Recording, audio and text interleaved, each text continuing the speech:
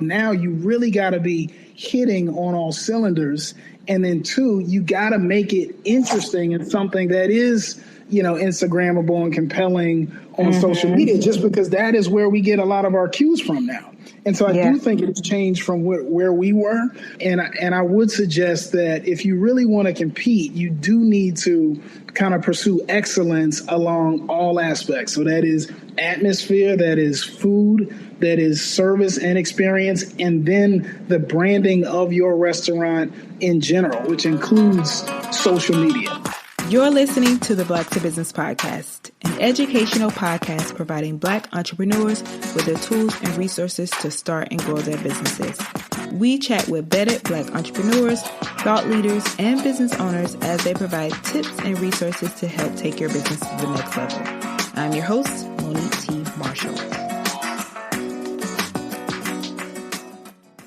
Hey there, and welcome back to the Black to Business Podcast. Did you know that the restaurant industry is one of the largest employers of Black people in the U.S. and is projected to generate over $900 billion in revenue this year?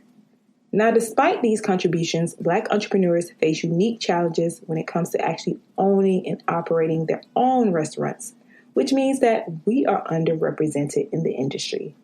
Make it make sense. Well, today we're actually going to do that because, over here at Black to Business, we are all about solutions. That's why in today's episode, we're diving into the restaurant industry and franchising with Randy Hazelton, who is a founding partner of H&H Hospitality.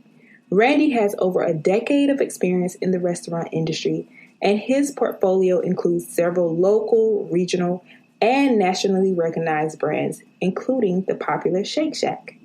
H&H also operates a joint venture partner at two more airports nationwide, which are Washington Dulles International and Dallas-Fort Worth International.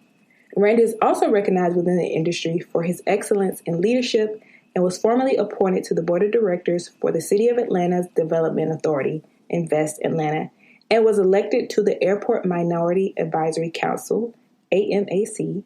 So let's just say he's the perfect person to discuss this topic with. During my conversation with Randy, you're going to learn several key takeaways about starting and growing a restaurant business, including the differences between a full service and a quick service restaurant, what matters more than the location of your restaurant, and how to compete in a crowded market. Randy also shares some of the costly investments and mistakes he made along the way, as well as how to know when it's the right time to scale and open another location.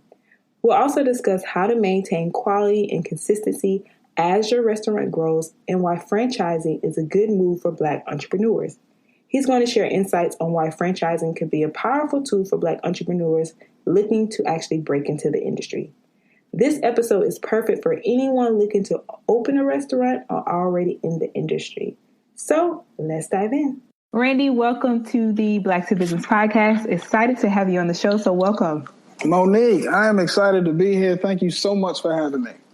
Of course. So before we dive into today's conversation, which is all about getting into the restaurant industry, you have a lot of experience in that and also franchising. Tell us a little bit about you, who you are, how did you get where you are today in your business? Yeah, so again, Randy Hazelton. I am a restaurant franchisee that focuses on restaurants in the airport space, headquartered out of Atlanta. Kind of grew up military, so moved all around the place coming up. Went to college at Hampton University. Came out and worked in corporate America for a few years for a couple of, Fortune 100 companies, and discovered that just wasn't the environment for me. So I moved down to Atlanta. That was about 20 years ago with the ambitions to build a business.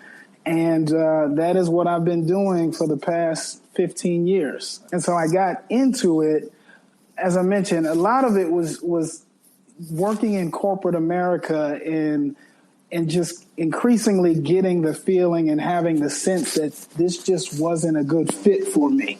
And after a while, I just decided to leave with the intention to build a business, but really didn't know what kind of business I wanted to get into. I just knew that I wanted to own a business and build a business on my own terms. And coincidentally, a friend of mine from college who was also working in corporate America and having the same kind of experience moved down to Atlanta, and really in the process of hanging out and being in restaurant spaces, we decided that, or thought that, this is something that we could do. So we just kind of jumped into it because we spent so much time in restaurants and enjoying restaurants that we thought we could do it for ourselves. Now, I want to caution your audience to not take that route and getting into a business, right. Do your homework, map it out, build a plan.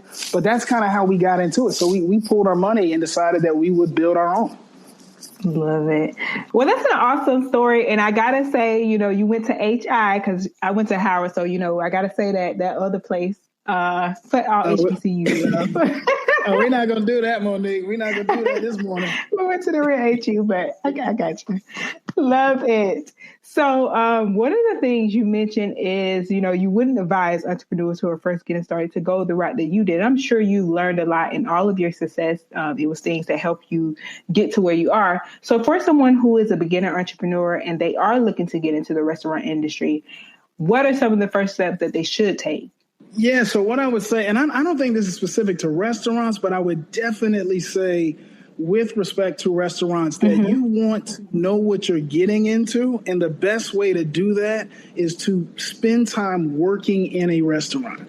Restaurants are really kind of operations centric, as in the operations are really the heartbeat of the restaurant. And there are so many moving parts. And I think a lot of folks get into the restaurant business because how much as a culture, just both in the country and in our community, we enjoy that space. We enjoy the food. We enjoy the connection. We enjoy the atmosphere, the vibe. But what makes that whole thing tick is the operation. It's what's happening in the kitchen. It's what's happening behind the bar if you're going full service. And so what I would say, what I did not do that I wish I would have, was spend time working in a restaurant. I was offered to do that by a friend of mine that had been in the restaurant business for, say, a decade before I got into it, and said, Randy, before you open a restaurant, come work in my restaurant for 30, 60 days. And of course I passed on that because I thought I knew everything and could figure it out. And that was the best piece of advice that I've ever gotten with respect to this business that I never took. So get into a restaurant and work. Understand what it's like to operate the back of the house, to operate the front of the house, to, if it is full service, to get behind the bar. But you really want to be in tune with that, because that is what drives the business more than anything, I would say. Love that. And so how important, with that being said, how important is it for market research to be done for someone who's looking to get into this? And what are some of those things that they should consider? So I think it depends on what you're looking to do, right? So and what I mean by what you are looking to do is what type of restaurant do you want to operate? So generally the restaurant industry is categorized into two buckets. You have full service, which is where you go in, sit down, have a server, order off a menu, and kind of are part of the interior environment and the whole deal. And then you have quick service, which is your fast food. You go to a counter, you order it and take it out. And so depending on what you want to do will inform the kind of market research that you'll want to understand. So if you're opening a quick service restaurant, let's say it's like a franchise, which I love. A lot of franchises are very intentional about being located in a place that gets a lot of traffic, gets a lot of eyeballs on, the Golden Arches if you're in McDonald's, for example. So you'll want to think about intersections. You'll want to think about where there's a lot of pedestrian traffic and automobile traffic. You'll want to think about places that they will naturally get looks at your business, right? So that's kind of more of the quick service model. If you're looking for, let's say, a restaurant that you want to create and make, say, special, A lot of that is more of a destination than, say, the McDonald's, which oftentimes is more about convenience. And so if it's destination, location matters. It always does. But what's more important is how you build the brand and how you build PR and market it in advance of opening. And if it's that special, people will come to it. Now, it's not that a sit-down restaurant can't be convenience or a quick service restaurant can't be a destination. I mean, it depends on how you build the brand. But generally, that's how you look at identifying your market and figuring out how you're going to draw your customers. That's great advice. Thank you for that, Randy. Great insight. So one of the things you also mentioned in the beginning is that you focus on restaurants in the airport space. So why airport space, and how did you know that's where you wanted to focus? Yeah, no, great question. So I didn't start in the airport space. I actually started with a street side and we call street side businesses or street side restaurants, any restaurants that's outside of, say, an airport or a ballpark or a college campus, but somewhere that is just kind of out and accessible to the general public. So I started with a street side full service restaurant in downtown Atlanta, and did that for 5 years before I opened the next restaurant, which was in airports. The way that we got into that was because we were located downtown in a pretty central neighborhood. It was it was on a corridor where it would attract a lot of people coming from the government offices, coming from where they had corporate offices downtown. And so being in there, we would run into and meet these people, and they would start to kind of share some of the things that they were getting into, just building organic relationships with our customers by working in the business all the time. And among the customers that we met were a couple that had businesses in the airport space, and all that was new to me. So we're kind of learning, and then coincidentally, what was shared with us was that there was space becoming available in the Atlanta airport. So the airports will generally offer these spaces by lease, and just like any lease, at the end of it, it expires. And because these are public assets, they have to be bid on competitively. They can't just renew or generally give it away. It's just typically not how it works. And so what they were saying is that, hey, Randy, you guys would be, this could be a viable opportunity for you, and you should compete.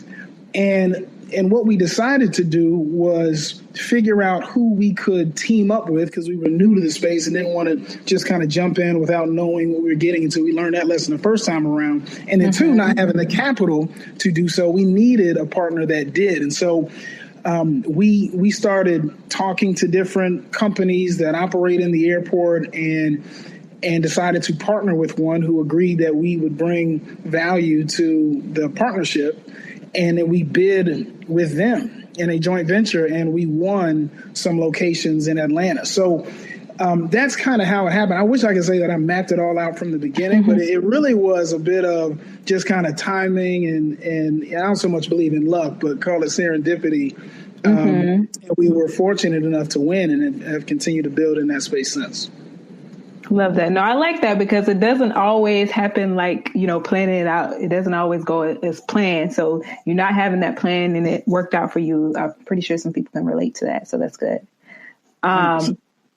Okay. So we spoke about, the location and all of these things that you want to do before you actually jump into the industry. Now let's talk about for those who want to create an experience. So when it comes to creating a concept, whether it be the menu, how can someone differentiate themselves and create that unique experience for their customers?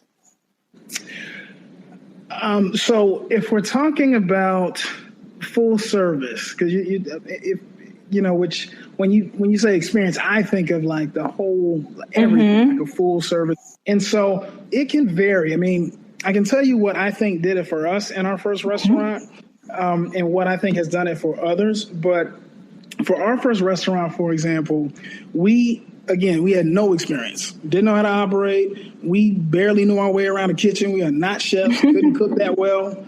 Had never worked front of the house to have some kind of unique service experience. I mean, we just knew it from the point of being a customer like anything else. But what we knew what we came to appreciate was the atmosphere, the vibe, like the physical aesthetic. So we invested heavily in the interior of the space because we thought for the folks that we were looking to attract, which was Black folks, which was us, we understand vibe, we understand experience, we understand something that looks and feels good, and we knew that we had a good chance of getting that right if we made the proper investment, and that paid out. I mean, it was in a neighborhood that was new, and I think because we have a tendency to kind of be trendsetters and be on the kind of on the leading edge of kind of shaping what is hot, what is cool. Being in a new neighborhood was compelling that hadn't really been invested in like that, and then investing heavily in the aesthetic. So when someone walked in, they're like, "Wow, this is it. This is a vibe. This is nice." And I think that becoming a place that people wanted to be is really what helped. And it also gave us the time to figure out the rest of the stuff where we were not knocking it out of the park. Like the food was good, but it could have been better. Like the service was like, okay. It was kind of hit or miss at the beginning because we didn't know what we were doing, but it could have been better. But being a place that people wanted to be inside of was enough to compensate for the areas that we were still working to get better. So I would say that's one way, but it can also be your menu, for example. Is it unique? Or is it attached to a person that has a draw, or that is an influencer, or that is known as a accomplished chef? So it can be a range of things, but the vibe is really what worked for us. Now, Randy, I have to stay on that topic a little bit because what year was this that you started the first restaurant? 2008. We opened in January 2008. Okay. And I asked that because people are catching on. I mean, not in your case anymore, but they're like, okay, the vibe isn't enough. Y'all have these Instagrammable places, but when we go there, the food is not good. So how are people making sure that they have both? Like, they have to make sure that they have both because I think people are catching on. Yeah, no, and that's a good point. And in 2008, the restaurant landscape in 2008 is far different than it is now. Like Instagram, right? I sound so old, but Instagram wasn't even a thing then. And so, what captured folks then has changed. It has evolved into something different. And I do think the bar has been raised across the board. So I think you're right. Now you really got to be hitting on all cylinders. And then two, you got to make it interesting and something that is, Instagrammable and compelling on social media, just because that is where we get a lot of our cues from now. And so I do think it's changed from where we were. And I would suggest that if you really want to compete, you do need to kind of pursue excellence along all aspects. So that is atmosphere, that is food, that is service and experience, and then the branding of your restaurant in general, which includes social media. So I would agree with that point for sure. Yes, got it. Okay, so we've talked about a lot. Now people are wondering, okay, what are the costs associated with getting into this industry? And I know from a franchisee perspective, and also just the regular route of a standalone restaurant, like what would you say, how are some ways that entrepreneurs can plan to budget for expenses and plan? That's a great question, Monique. You are asking some good questions. It can vary. Here's what we did that I would also say one should not do. We just found a space that we liked.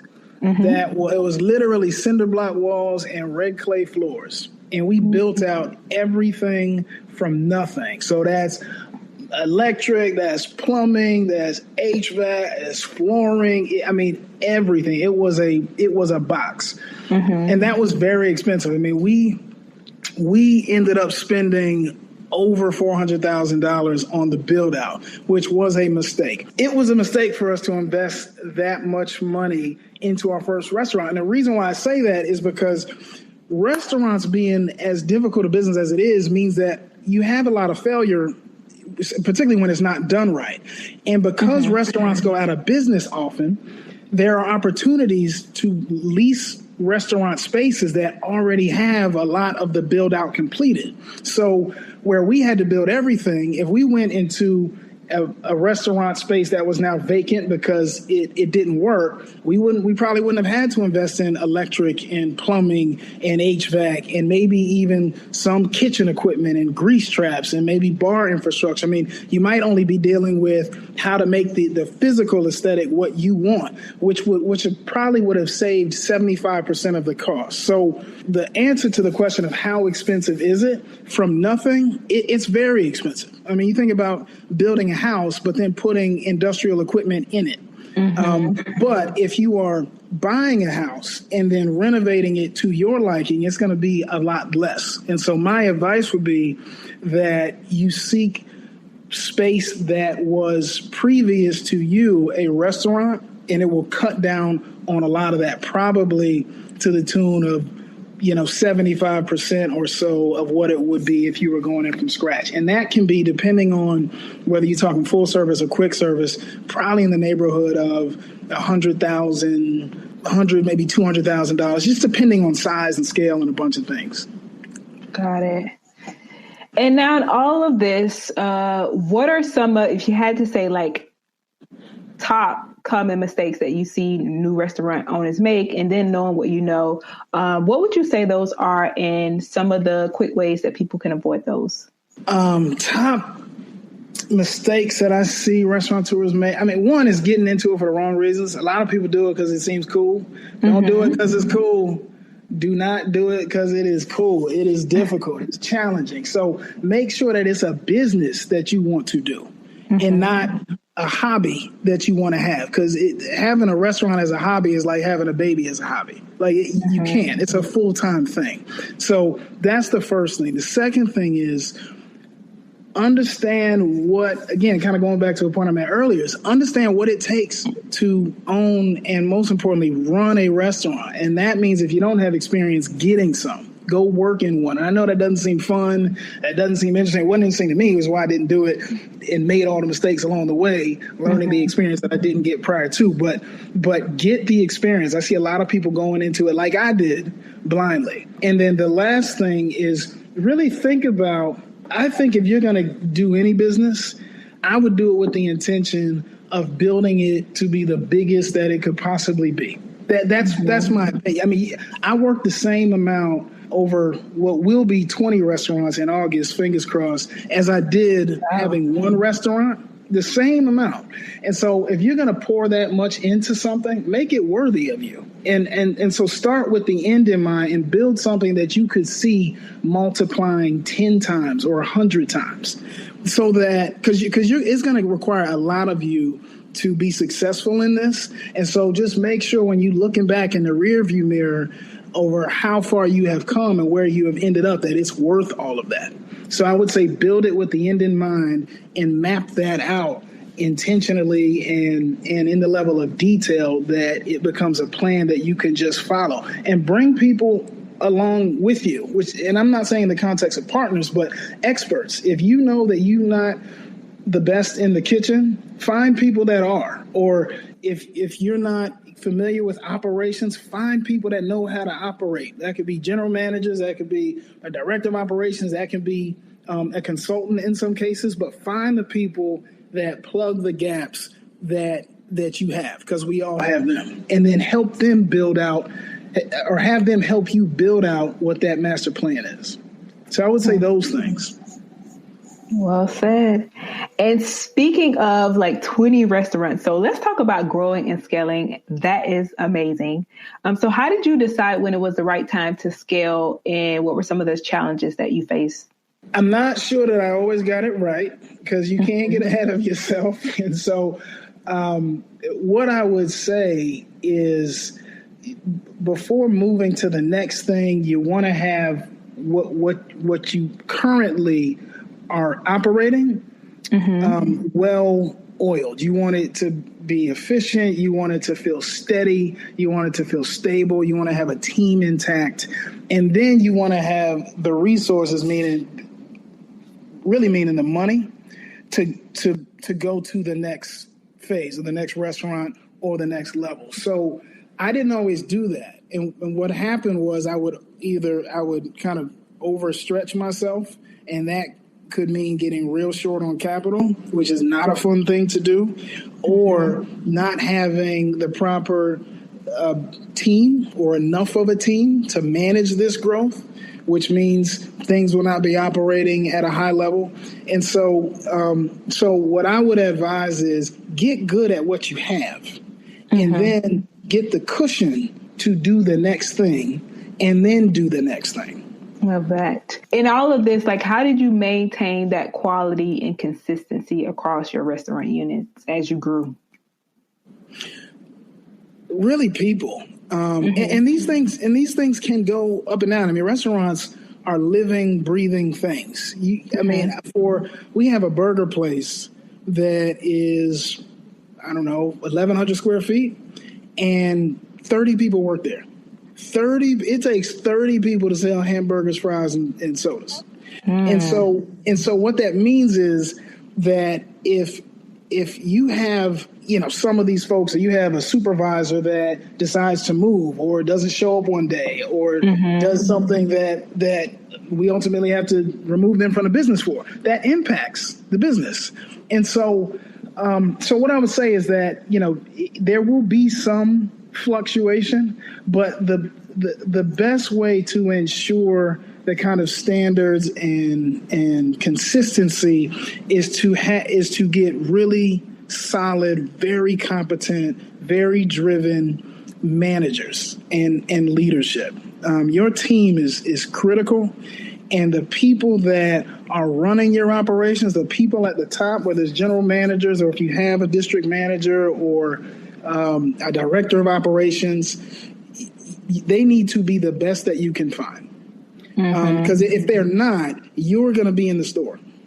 You're going to be the one having to be in the thick of it, which means you can't be working on the business. And you also can't be in 20 different restaurants at the same time. So you need good leadership that knows what they're doing, that has the same values that you have, and the drive to insist upon a level of excellence. And then that will tend to trickle down to the team. And the last piece that bolsters all of that is you got to have your training that's built on, your manuals and what it is your company does and how they do it. If you're franchising, those companies will give you much of that. They give you the playbook. This is our menu. This is how we prepare our foods. This is what our service feels like. This is how we show up to work. A lot of that will be handed off to you if you're franchising. If you're doing it on your own, you want to develop all of that and constantly train and retrain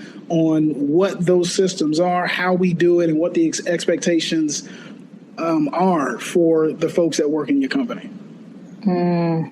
Got it. And speaking of franchising, let's go into that. So what advice would you have for entrepreneurs who are considering franchising their restaurant businesses, and how can they prepare and ensure success?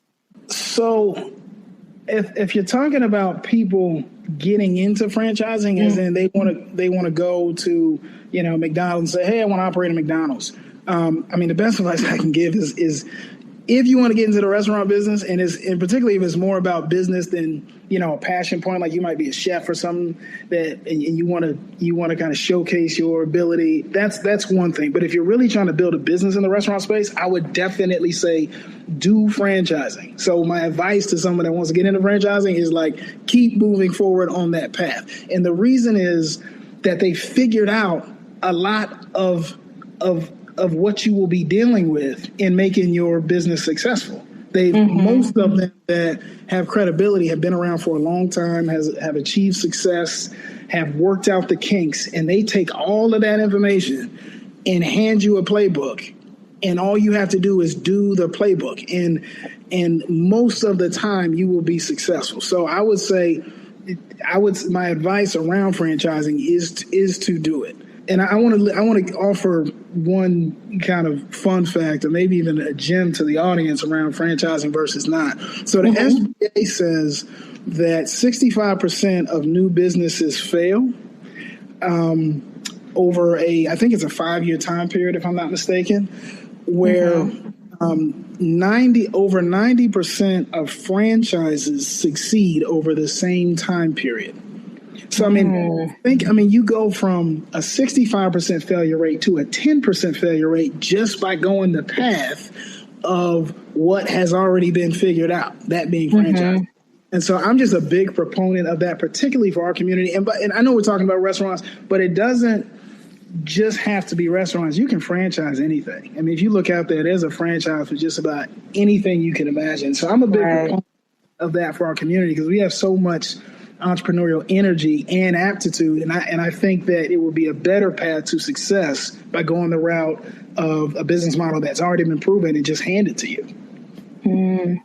Yeah, I agree. And did you ever consider like your own business becoming a franchisor?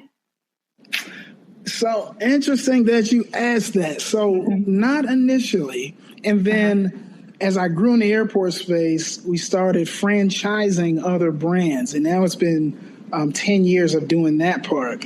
But I am now finished in the very finishing stages of a brand that I'm building with the intent to franchise that I am super excited about. So I'm moving to that point or that side of the business, and I am looking to be a franchisor, and we're literally about to launch that in a couple of months. So I haven't done it yet, but I'm getting into it, and I am super excited about it.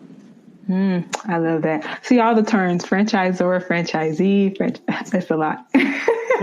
Yeah, no doubt. So while you are thinking about that process, like any advice you can give, I know you're in the early stages or in the stages of going through it, for somebody who is considering doing that as well. That's looking to franchise their own brand.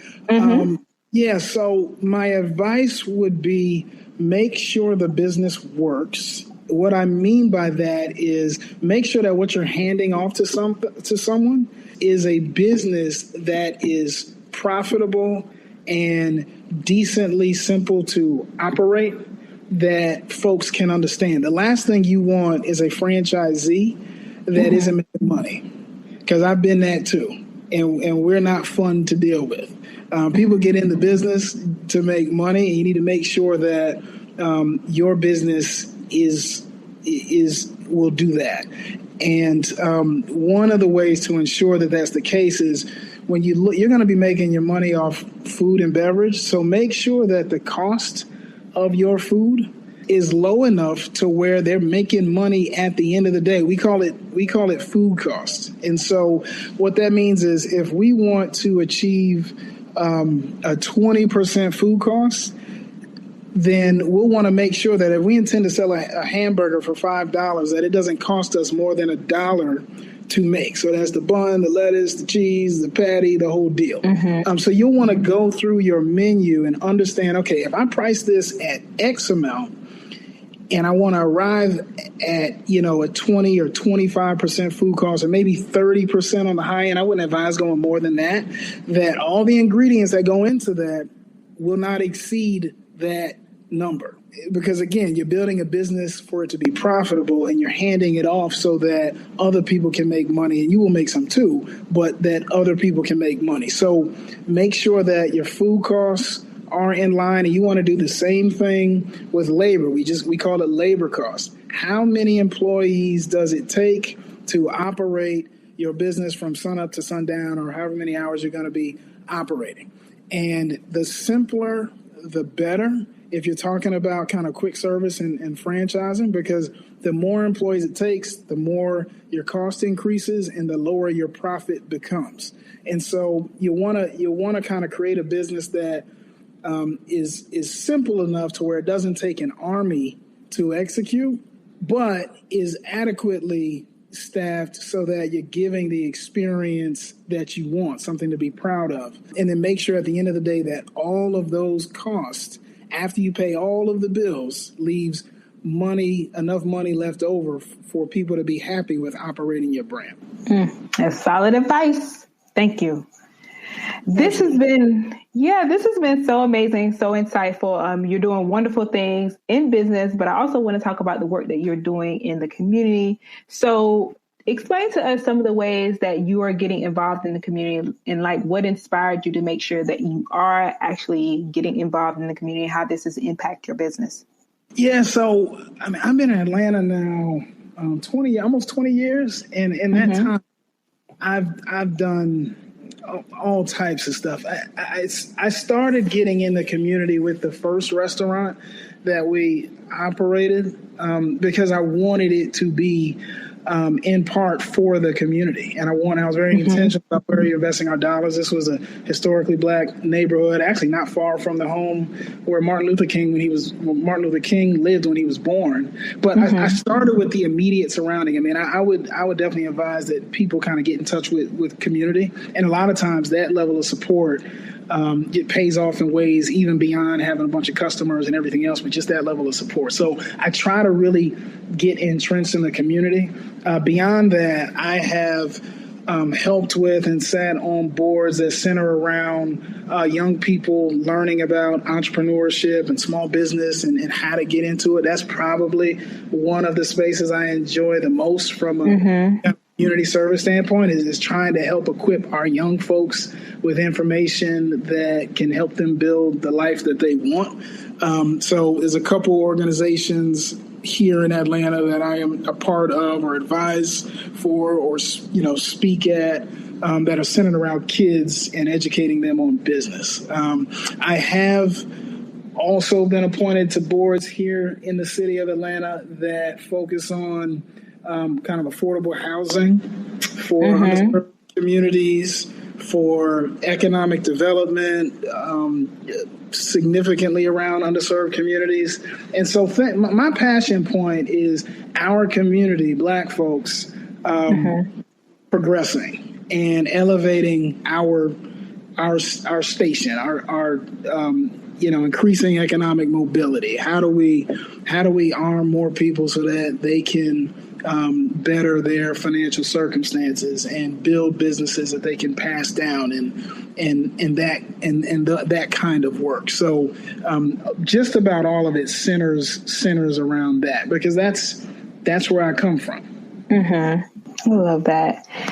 Amazing. So Randy, what's next for you and some of the things that you're currently working on? Any updates that you want to share with my audience and how they can support you? Yeah. So if you're ever in Atlanta, flying through the airport, you ain't even got to go to one of our locations. Just leave some money in the concourse. We'll come pick it up. No, I'm kidding. But we do have stores in Atlanta on concourses A, B, and D. But even more than that, I'm really excited about this brand that I'm launching and not putting it out there just yet, but I will. Why? Tell us first. Tell us first. So I've learned like when it's go time, be 100% set up to go. And until then, don't. That's just me. And my team will tell you I'm a bit of a perfectionist, but I've learned from not being that and bumping my head pretty hard. So I want to put it out there when it's fully baked and ready to go. But you'll be able to see that on my social media. I'm just, at Randy Hazelton and IG and LinkedIn and Facebook and, all that. So you can stay tuned to that. The third thing that I'm doing, so you got my primary business, which is in airports. The second one is the brand I'm going to launching. And then the third thing is, interesting, we're talking about franchising. It's something I believe in, particularly for our community. And now that I've franchised, around 10 different brands and been doing it for 10, going on 15 years, I have developed some coursework around franchising that I will also be releasing to share with our folks so that they can be informed as to the franchising business, how to get into it, what it looks like, why it's a good thing to do, and how to be successful. And I will be putting that out soon for our people to learn from and hopefully get more folks into the franchising business and create more wins out there. Love it. Awesome. And Randy, what advice would you give to someone in their first year of business? Learn it is what I was saying. It's really like you really got to get into your business. You got to understand all the different aspects of it. If you're doing it because you're cool, good luck. I think those runways tend to be really short because business, is competitive. It is difficult, and it's just not. it's not something that you do passively if you plan to do it well and do it big. So really understand and learn all the aspects of your business and never be too big or too cool or too good to get into the thick of any of it in your first year in particular, because you'll want to know it. And then the second thing is you really got to understand your numbers. If you don't know your numbers, you don't know your business. So spend time understanding what the numbers should look like. So when you're developing a budget and you're developing projections, we talked about food costs, we talked about labor, we didn't talk about sales, but understand how much money you'll think to make and all the different numbers that go into what will ultimately make for your profit and loss statement, which says how the business is performing financially. You want to understand that. If you don't know if you're paying good cost on food. You don't know if you're paying too much or too little on labor. You don't know if you're going to make any money. A lot of us, even myself, we didn't build a budget at all. And we had we just thought it would work. But that's not good enough. That hoping is not good enough to ensure success. So you really want to get into the details on your numbers, your budget, and what you expect the business to make. And whatever you come up with after doing that exercise, take a third off of it. If you think you're going to make $3 million, plan for $2 million. Because we have a tendency to just like we did, we have a tendency to kind of overshoot expectations, because who's going to call our baby ugly? Our baby going to be the best thing ever seen out there. Anybody right. ever. Right. So we go into it with all this optimism, which optimism isn't a bad thing, but your feet still have to be attached to the ground. You got to be grounded. And so what I would advise is that go through the numbers and do the numbers with people that know how to do numbers, accountants or friends that work in the space or folks that work in the industry. And then whatever you come up with, cut that by a third. And then see if that business still works. And if and some people might say cut it by a half, but if you're doing it with good perspective or feedback or expertise, still cut it by a third and then see if that business works. So I would say those things for sure in the first year, and particularly starting out, would have made a big difference for me, and I think will be very beneficial to anybody that takes that approach. Love it. Yeah, we definitely got to have you back to talk about the numbers, because you were right. We didn't talk about that. So, yes. I'm here for it. Let's do it. Yes. And so share with my audience some of your favorite tools or resources that have really helped you in this journey. Favorite tools and resources. So one of my favorite resources now, and this is not new, but it's mentors. I didn't have mentors when I started out. I wasn't even looking for them. But there's nothing really new fundamentally under the sun. I mean, even if you're creating a new brand, you're still selling food one way or another that's probably similar to food being sold somewhere. And I just say all that to say there's people that have probably done pretty close to what you've done. So get with them, ask them. I mean, a lot of people are my mentors don't even know about it. I don't even give people a choice in being my mentor. I'm going to get information from you because I know you have it and it can benefit me, and then I can pass it down. But but mentors are an excellent resource and an excellent way to avoid a lot of mistakes that you would otherwise make because you don't know. Another tool is, and I would love to share this. I will take you up on coming back. Okay. I have these forecasting tools, like how to build a budget.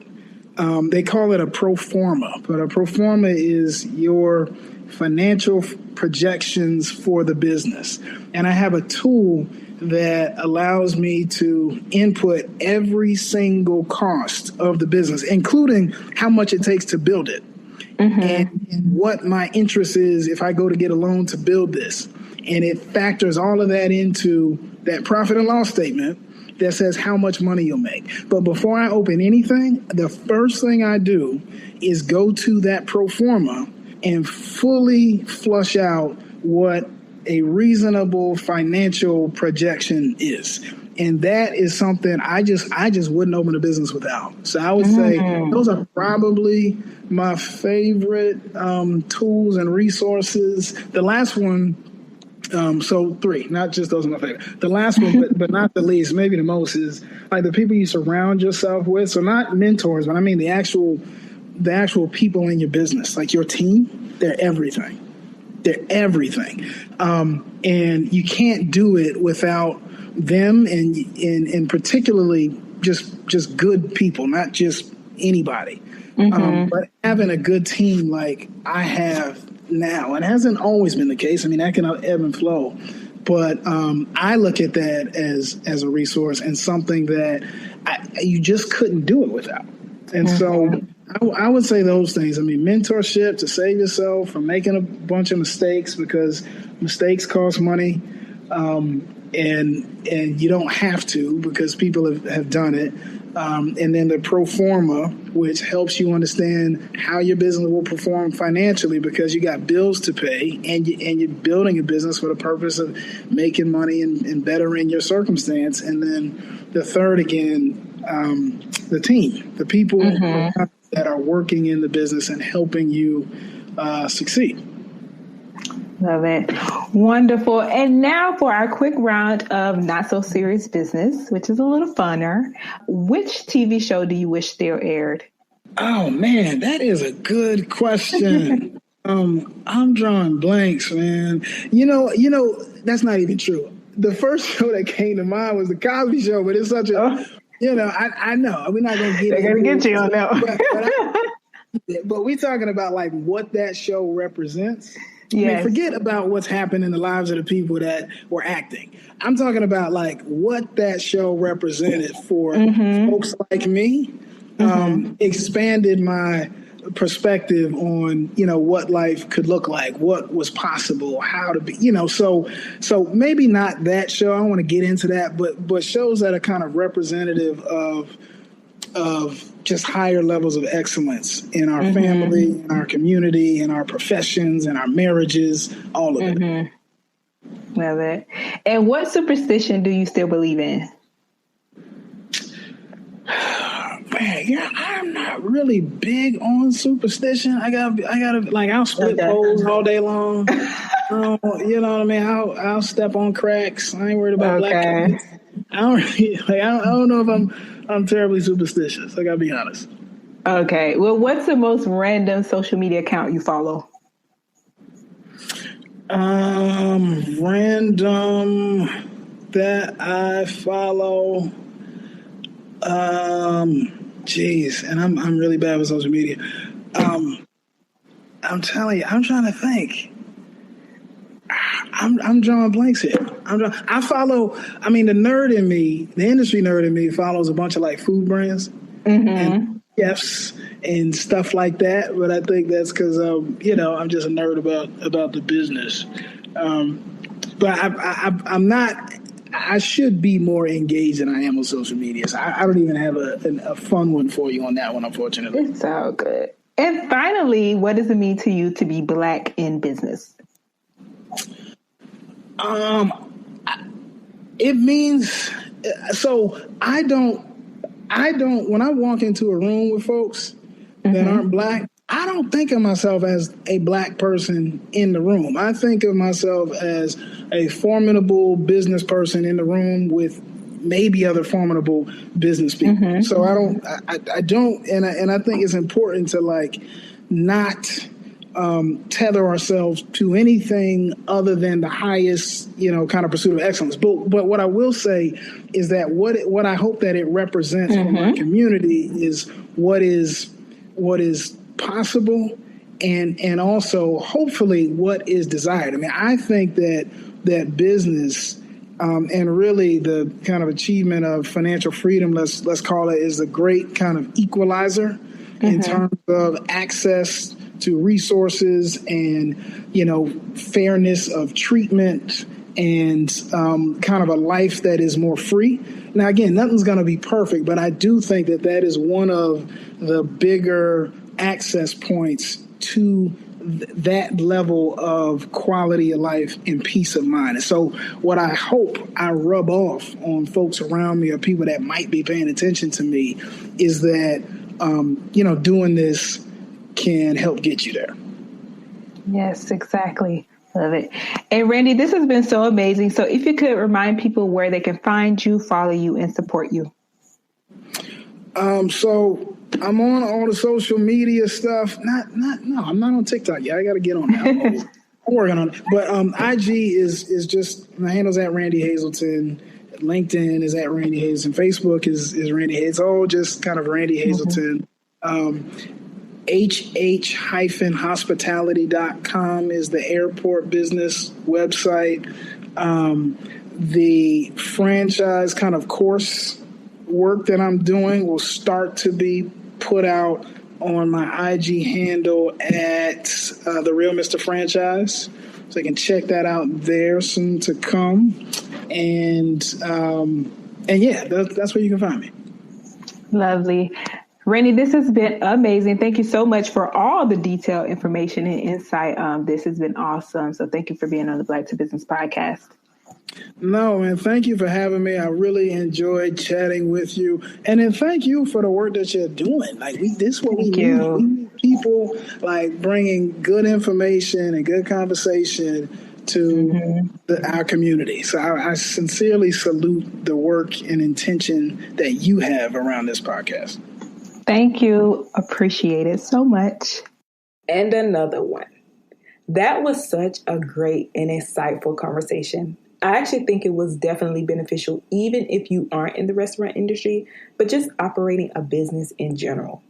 As Randy mentioned, it's important to maintain quality and consistency as you grow, so you want to give people an experience all around. Also, I loved his transparency in sharing all the mistakes that he made so that you don't have to make those same mistakes. Example being, not necessarily starting from scratch when it comes to building out your restaurant. Look for locations that already have some of the things that you will need. Great tip. Thank you so much for listening, and you can learn more about Randy and how to connect with him by visiting blacktobusiness.com/147. I will chat with you next week, same time, same place.